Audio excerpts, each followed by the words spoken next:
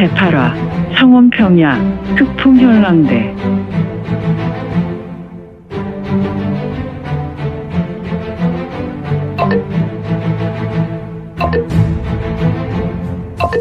구독과 좋아요, 알림 설정 부탁드립니다.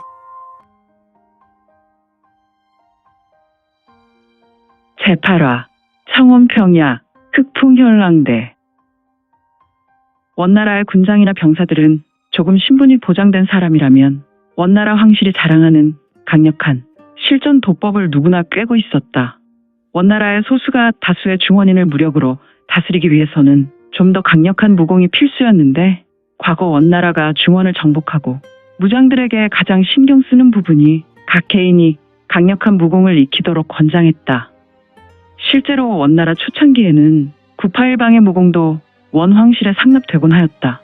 그래서 원나라의 무장들과 신분이 높은 원나라 군장들은 중원의 무공과 과거 원나라의 실전 무공을 두루 갖춘 인물들이 있었다. 지금 막북 깊숙한 곳에 원나라의 대장군 베이르 테무르가 머문 주둔지에 주원장이 보낸 특수살수조가 습격하고 있었는데, 그들은 바로 1인군대 만만척살인 가림베코군의 무리였다. 이는 매우 중요한 작전이었는데, 이곳 막북은 풍치 전체와도 같은 곳이었다. 이곳은 주원장의 군대가 감히 이 깊숙한 막북까지 작전을 전개할 수 없는 곳이었기에 바람이 불지 아니하는 지역 또는 다른 곳에 재난이나 번거로움이 미치지 아니하는 평화롭고 안전한 곳이었다. 하지만 자신의 안전에 안일했던 원황실의 막대한 지위에 있는 대장군 베이르 테무르를 암살하는 것은 원황실의 막대한 타격을 입히는 것이었으니, 현재 주둔지 대장군막 주위에 5무인이 대치하고 있었다. 물론 주둔지 곳곳에서 지역적으로 싸움이 벌어지고 있었고, 일부 원나라의 군병들은 군막에 화전이 날아들어 불이 번지는 현장에서 불을 끄거나 군막에서 물건들이 전소되지 않도록 꺼내오거나 인명을 구출하는 무리도 있었는데, 이는 그야말로 이전 투구의 현장일이라. 아무튼 5무인 중 4사람은 1명, 흑색 경장을 입은 자를 삼킬 듯 노려보고 있었으며, 이들은 모두 하나같이 거대한 원나라 무사들이 들고 다니는 대강도를 겨누고 있었으며, 이에 대적하는 흑색 경장의 무인은 하나의 검을 들고 있었다. 물론 이 검은 중원의 것이 아닌 몽골 군사의 것이었다. 이놈, 내 녀석이 나의 부하들을 저승으로 보냈겠다. 이제는 내 놈 차례다. 얘들아, 녀석의 사지를 자르고 녀석의 가슴을 뚫어내요. 녀석의 간과 심장을 꺼내요. 난도질하자꾸나. 좋습니다. 하루같이. 스스스스스스스스스. 4명은 대적할 한 사람을 주위로 좌에서 우로 돌기 시작했다. 녀석들은 이 중원의 무인, 정확하게 말하면 그간 이자의 무공이 무당파의 무공인지라 무당파의 진인으로 보였으니, 역시 흑색 경장 무인은 무당파의 유운신법을 밟으며 유운검법을 전개했다. 이에 4사람은 한데 어우러지기 시작했으며, 유운검법을 전개하는 무당파 도사는 공중으로 비상한 후 남쪽 무인에게 유운출곡의 검식을 펼치며 돌진했으니, 파강 파파파파파파 챙챙챙챙챙 첼리챙. 흑색 경장을 입은 무당파 도사의 검세는 매우 막강하였다. 역시 급기야 그의 검은 몽골 병사의 돌을 박살내고 말았으니, 파강 역시 현경 구수인가.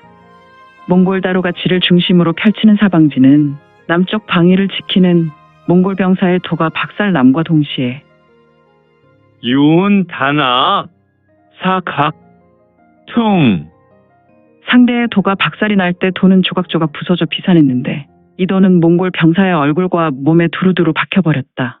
그는 고통에 신음하고 있을 때 무당 진이는 강력한 호신강기를 일으켜 몸을 보호하며, 또한 그는 조금 더 망설이지 않고 우수를 들어 유운단하게 수로 그의 수급을 잘라버렸다.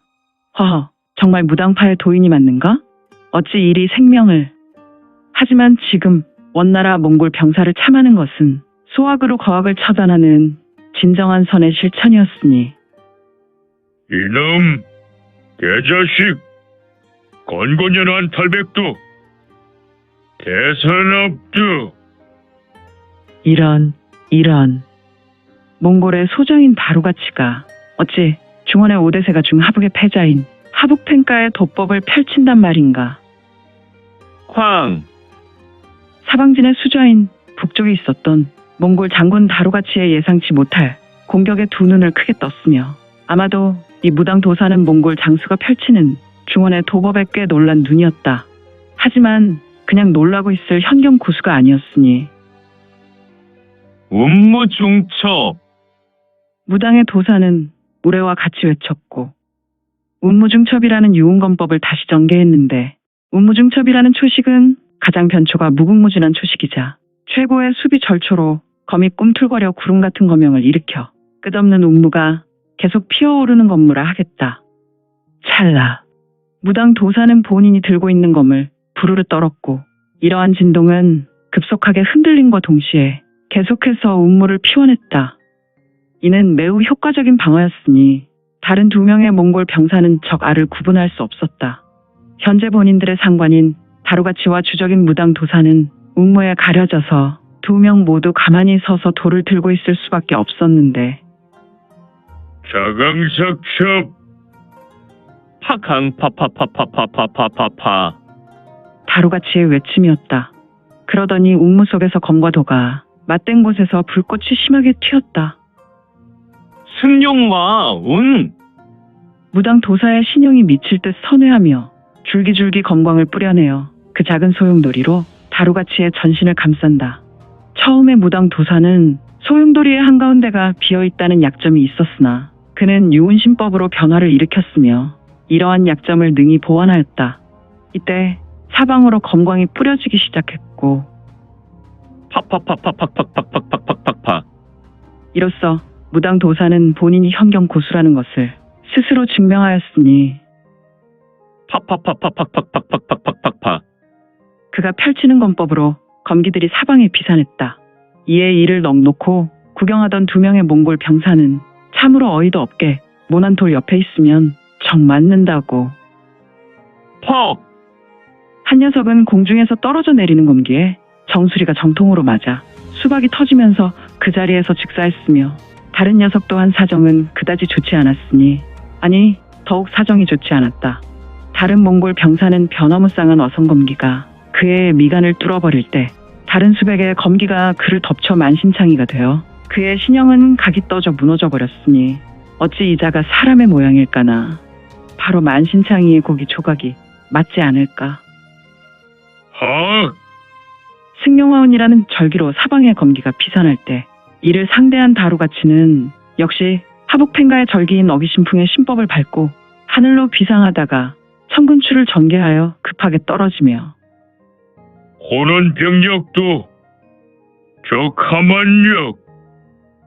오호, 여름날 밤하늘의 유성인가. 다루가치는 원 황실의 배려로 대장군의 여러 부장과 황실 무고에 들어가 하북펜가의 무공을 얻었던 것이다. 그는 지금 하북펜가의 정화인 혼원병력도의 절초를 펼쳐 혼신의 힘을 실어서 무당 도사를 찢어버리려고 부딪혀 왔는데 유운 건봉! 허허, 무당 도사를 보라.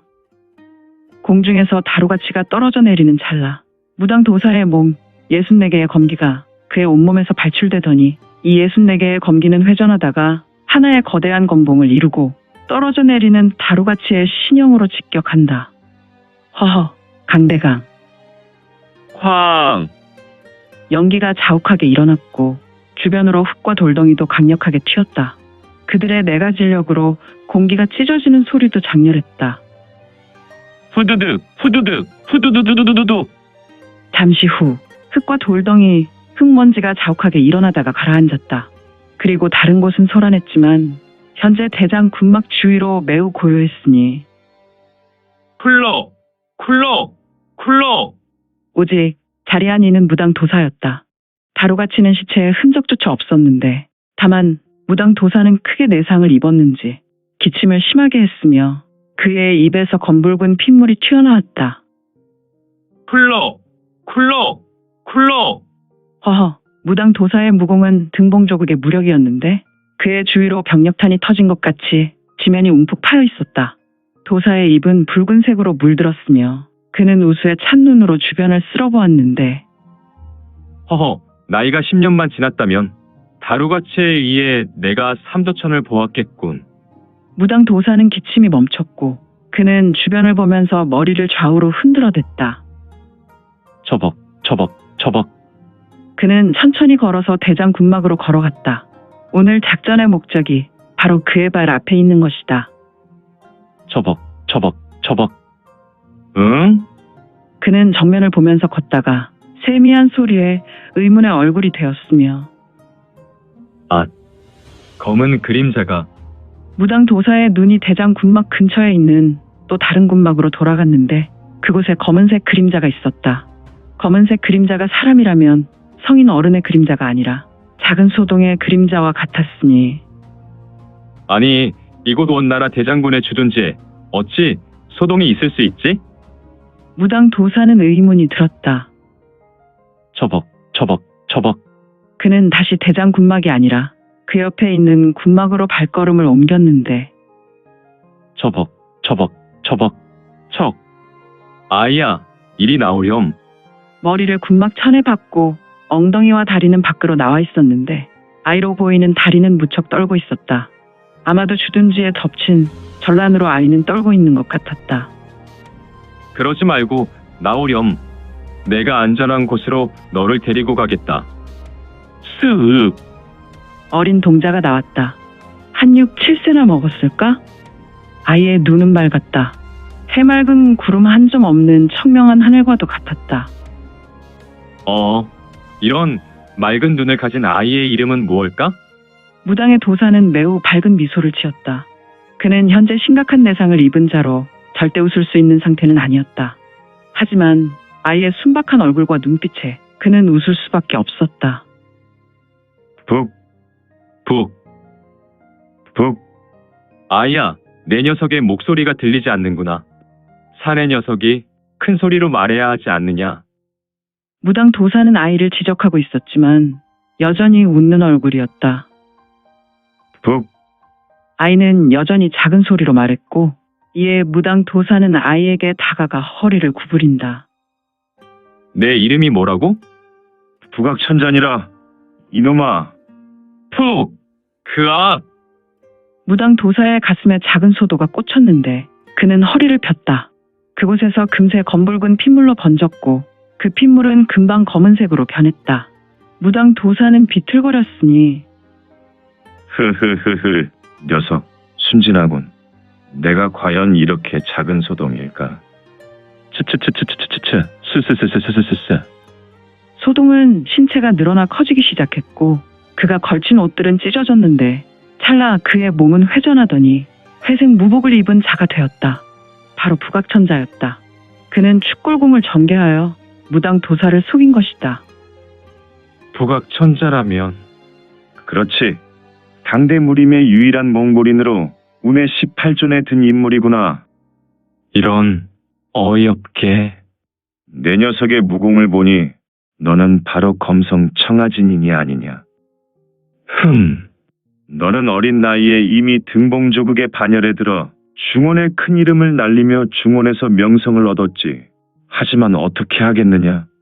그래도 운의 18존의 하나인 나에게 죽었으니 그리 억울해하지 말거라. 내 녀석의 가슴에는 우리 몽골의 자존심인 마열비에 꽂혔으니 헤라신선이 오더라도 내 녀석은 한 줌의 동물이 되겠구나. 헉, 마혈비라니. 흐흐흐흐흐흐흐. 마혈비는 중원에서 유명한 극마 5병의 하나였는데 이는 절대 기병이었다. 누가 만들었는지 출처가 불분명하였으며 그 기원도 전혀 알 수 없었던 악마적 기병이었다. 다만 이름에서 알듯이 그냥 죽음의 마병으로 생각하는 것이 좋을 것이다. 전문적으로 어떠한 호신강기도 파괴할 뿐 아니라 마혈비라는 이름처럼 이 마혈비에 박힌 인물은 피가 말리며 붉은색의 피가 검은색 흑혈이 되어 죽어가는 절대 죽음의 기병이라는 것이 가장 치명적일 것이다. 마열비에 죽기 전에 내 놈이 좀 더 고통스럽지 않도록 일수에 삼도천을 건너게 하는 은혜를 베풀지. 흐흐흐흐흐흐. 운의 18존 북악천자는 매우 괴악한 웃음을 흘리고 있었으며 오늘 준비한 내용은 여기까지입니다. 민지원의 매거진에서 연재되었던 영웅불사지체는 2020년 8월 5일부터 2년이 넘도록 연재되었습니다. 그동안 영웅불사지체 시청에 대단히 감사드립니다. 현재 암천기로 2부가 연재되오니 참고해 주시고 앞으로도 민지원의 매거진 더욱 응원 부탁드립니다. 그러면 오늘도 세상에서 최고로 멋진 하루 되세요.